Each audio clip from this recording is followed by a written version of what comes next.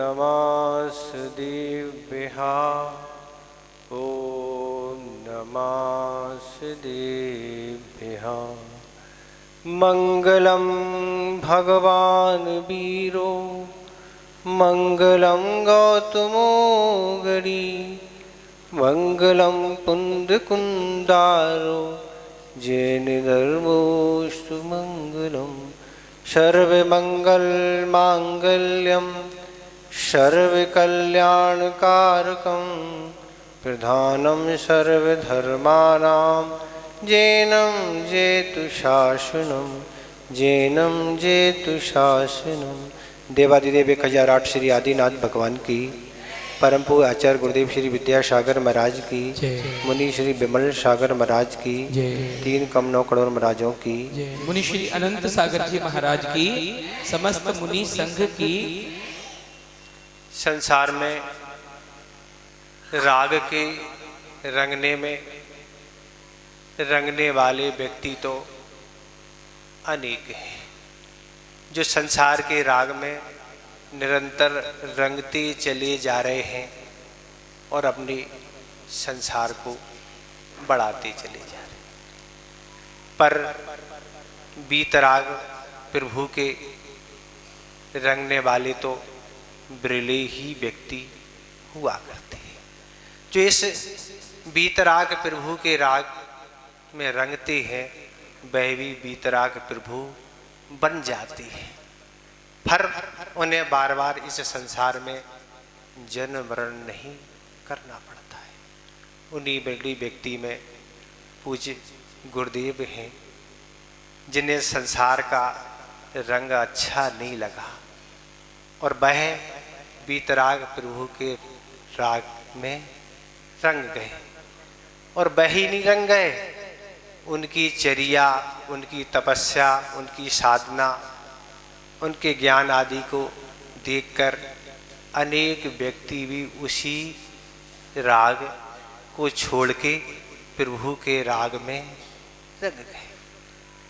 पूज्य ज्ञान सागर महाराज ने तो एक छोटा सा वृक्ष लगाया था, पर गुरुदेव ने तो क्या कर दिया, उनने कहा था कि गुरुकुल बनाना, पर उनने तो नगर नगर में गुरुकुल बना दिए।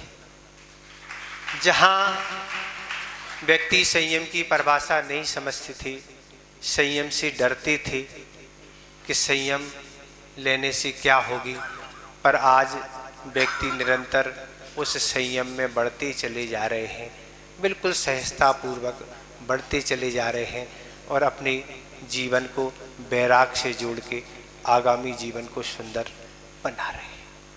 तो गुरुदेव तो ऐसे गुरुदेव हैं जिन्हें वह संसार का रंग अच्छा नहीं लगा और प्रभु के उस रंग में रंग गए। ऐसे वैराग मार्ग को जिन्होंने अपना लिया और प्रभु को ऐसे बीतराग में रंगने वाले सामान्य व्यक्ति नहीं थे। दीक्षा लेना कोई बड़ी बात नहीं है और दीक्षा मिलना भी कोई बड़ी बात नहीं है, पर दीक्षा देने वाले कौन थे आपको सबको ज्ञात है। पर आचार्य महाराज की जितनी आज प्रसिद्धि ख्याति है, ज्ञान सागर महाराज की उतनी प्रसिद्धि ख्याति नहीं थी, इसलिए उनके बारे में सब लोग समझते नहीं। पर समय समय पर बात भी आपको सुनने मिलेगी कि पूज्य ज्ञान सागर महाराज कितने बड़े साधक थे। तो दीक्षा मिलना कोई बड़ी बात नहीं है, पर दीक्षा गुरुदेव को किन से मिली? ऐसे पूज्य ज्ञान सागर महाराज से दीक्षा मिली, जो बहुत बड़े अध्यात्म निष्ठ थे, बहुत बड़े साधक थे, बहुत अपार ज्ञान था, जिनके ज्ञान की तुलना आज किसी से कर नहीं सकते हम, क्योंकि लिखने वालों ने और बताने वालों ने यही बताया कि हमने उन्हें कभी पुस्तक से पढ़ाते हुए नहीं देखा। ये सामान्य बात है क्या? जिनके हाथ में कभी पुस्तक नहीं देखी, आचार्य महाराज ने स्वयं सुनाया था। एक न्याय का ग्रंथ है अष्टसहस्री, जिसको लोग कष्ट सहस्त्री बोलते थे, आज 8000 श्लोक प्रमाण वह ग्रंथ है। पढ़ने से लोग डरते थे, पर ज्ञान सागर जी ने जब हमें पढ़ाई, पुस्तक एक ही थी, दूसरी कोई पुस्तक थी नहीं, हिंदी उसका अनुवाद था नहीं, बस वह एक प्रति आई, क्योंकि उनकी आँखों से दिखना कम हो गया था, वह पुस्तक हमको दी कि तुमको पढ़ना है। गुरु महाराज आप क्या करेंगे, तुम्हें तो पढ़ना है, हम क्या करेंगे वो भी बाद में पता लगेगा। और उन्होंने पढ़ाना चालू कर दिया। और यहाँ तक उनकी स्मृति थी कि निशान कहाँ कहाँ पर लगे हुए हैं, ये लाल निशान वहाँ लगा हुआ है, ऐसा निशान वहाँ, ये उनको भी स्मृति में सारे निशान तक थे। और मूल से पढ़ाना, हिंदी है नहीं, पढ़ाते जाना, हिंदी करते जाना, समझाते जाना, ऐसे ऐसे पढ़ाने वाले बड़े बड़े ग्रंथों को उनने चुटकियों में पढ़ा दिया। तो ऐसे अपार ज्ञान के धनी और जो अध्यात्मनिष्ठ थे, कैसे अध्यात्मनिष्ठ थे, तो गुरुदेव ने एक बार सुनाया था, जब आचार्य महाराज ब्रह्मचारी अवस्था में थे, तब आचार्य महाराज का केशलन छुआ, और केशलन छुआ, ब्रह्मचारी अवस्था में खून आ गया। आचार्य महाराज ने स्वयं सुनाया कि खून की धार बहने लगी। तब किसी ब्रह्मचारी ने जाके आचार्य ज्ञान सागर महाराज से कहा कि विद्याधर को खून आ रहा है, क्या करें। तो जो कुछ भी उनने कहा हो, किसी ने चंदन का तेल लगा दिया। तब आचार्य महाराज जब सुना रहे थे, तब किसी महाराज ने पूछा कि ज्ञान सागर महाराज क्या केशलोंज देखने आए थे क्या। तो आचार्य महाराज कहते, कहाँ तुम केशलोंज की बात करते, वे तो कैसे अध्यात्मनिष्ठ थे, हमेशा उनकी आंखें बंद रहती थी, देखना तो वह बहुत कम करती थी, गर्दन हमेशा नीची रहती थी, और बोलते बहुत कम थे, बहुत कम, जितने अल्प शब्दों में काम चल जाए उसमें से ही वह काम निकालते थे। तो इतने बड़े वह साधक थे, ऐसे वह ज्ञानवान थे, ऐसी वह चर्यावान और तपस्वी सम्राट पूज्य ज्ञान सागर महाराज थे, जिनके द्वारा गुरुदेव को दीक्षा मिली। और जब ज्ञान सागर रावण ने उनको दीक्षा दी, और दीक्षा देने के उपरांत अगले दिन आहार देने का सौभाग्य सेठ भागचंद जी सोनी को प्राप्त हुआ।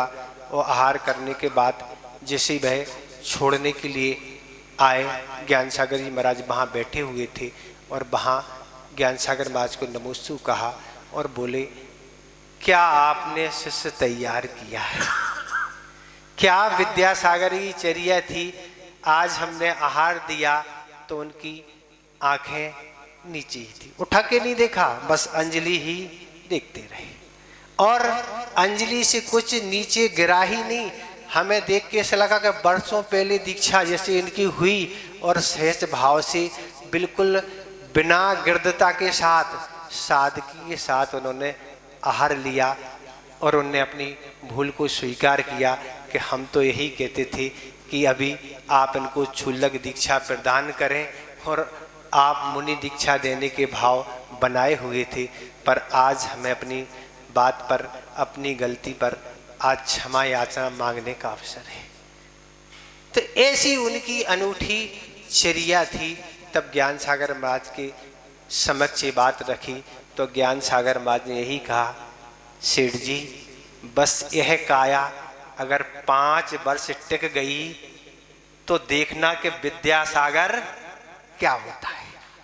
अगर यह काया सिर्फ 5 साल टिक गई तो हम इस दुनिया को बता देंगे कि विद्यासागर ने क्या अपने जीवन में उन्नति की, क्या जीवन में विकास किया, और क्या क्या उन्होंने कर दिखाया। तो हम आप सब आज देख रहे हैं कि विद्यासागर महाराज क्या है। अभी आप सुन रहे थे, ब्रह्मचारी सुना रहे थे कि कैसी भीड़ उमड़ रही है। तो हमने भोपाल का भी दृश्य वही देखा है।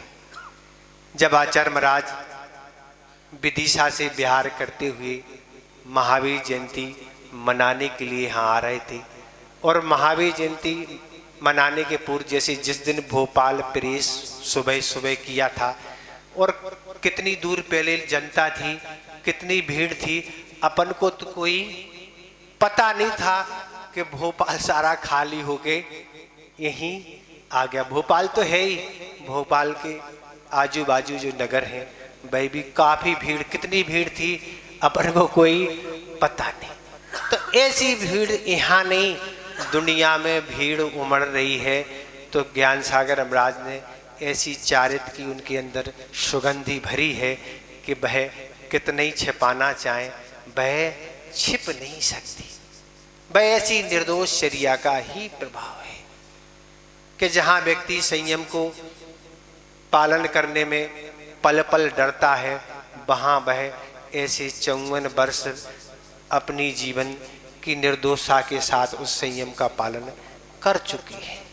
ऐसी उनकी अनूठी ऐसी चर्या है, ऐसे ज्ञान सागर महाराज द्वारा दीक्षित हैं, जिनके बारे में अल्प समय में सुनाना संभव नहीं है। जब कभी होगा आपको सुनने मिलेगा। अब तो समय हो रहा है, ज़्यादा आपको सुनना है नहीं, क्योंकि कार्यक्रम हो गया, महाराज को भी अपन को सुनना है। बाकी शेष समय जब रहेगा तो सुना देंगे। फिर एक संस्मरण फिर भी आप सुन लें कि आचार्य महाराज की चर्या कैसी अनूठी चर्या है, जिन्हें हर व्यक्ति से प्रशंसा तो मिलती है उनकी चर्या की, पर जिन्हें गुरुदेव से ही प्रशंसा मिली हो उनकी चर्या की, तो उस बात का तो कहना ही क्या। जब 1900 शायद जो भी सन हो, चतुर्मास किशनगढ़ में चल रहा था। ज्ञान सागर महाराज उस समय थे। ज्ञान सागर महाराज को साइटिका का रोग था, पैर में दर्द था। तो आचार्य ज्ञान सागर महाराज आहार करके वापस आए और वापस करने के बाद चूँकि उनको पैर में काफ़ी तकलीफ होती थी, तो उनको थोड़ा सा टहलना पड़ता था आहार के बाद, तब जाके वह तकलीफ दूर होती थी। तो एक हाल में विद्यासागर महाराज जी विराजमान थे। उस दिन उनका उपवास था, 7 दिन का उनका अखंड मौन था और वह ऐसी अपनी साधना में लीन थे। और वह ज्ञान सागर महाराज आए और अपना छुल्लक जी उनको थोड़ा सा चला रहे थे, पर विद्यासागर महाराज मौन पूर्वक अपना कुछ लेखन कार्य कर रहे थे। और वह लेखन कार्य करते हुए उसी समय सेठ भागचंद जी सोनी आए और विद्यासागर महाराज को नमोस्तु किया।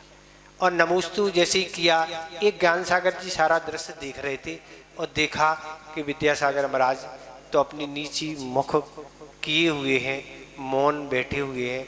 जैसे सेठ जी ने नमोस्तु किया, ऐसा हाथ उठा के दे दिया, देखा नहीं कौन क्या है। और ये सारा दृश्य ज्ञान सागर महाराज देख रहे थे। तब ज्ञान सागर महाराज कहते छुल्लक जी से, देख लो ये है चतुर्थ काल का साधु। क्या है?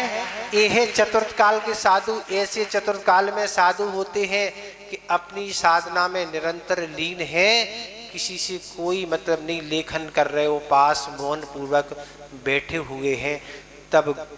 तभी तो ज्ञान सागर महाराज ने उन्हें अपना आचार्य पद दिया और आचार्य पद भी दिया और अपना स्वयं गुरु भी बना लिया। देखो, शिष्य बनना कोई बड़ी बात नहीं, बड़ी बात तो गुरु बनाना, अपने शिष्य को अपना गुरु बनाना ही बहुत बड़ी बात है। इतने हम पर्याप्त समझते हैं। अहिंसा परमो धर्म की। पूज्य मुनिवर श्री अनंत सागर जी महाराज की। आइए